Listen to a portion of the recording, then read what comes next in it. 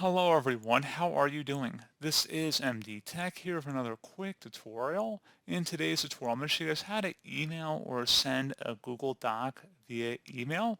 So this should hopefully be a pretty straightforward process here, guys. And without further ado, let's go ahead and jump right into it.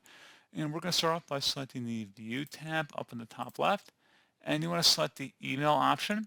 And then you can select email this file. Go ahead and select that. At this point, you can check mark where it says send yourself a copy, insert the to address field here of who you want it to go to, and then you can type in a subject message, and you can also opt to send the document as actually embedded within the email and not an attachment by check marking that option. However, most people probably would prefer an attachment, so then you just can select the file type here. So you can do a PDF, Microsoft Word document, plain text, HTML, open text, or just a rich text document. So very versatile options here. And then you just would select send, and that's all you have to do. So pretty straightforward process there, guys. Do hope I was able to help you out, and I do look forward to catching you all in the next tutorial. Goodbye.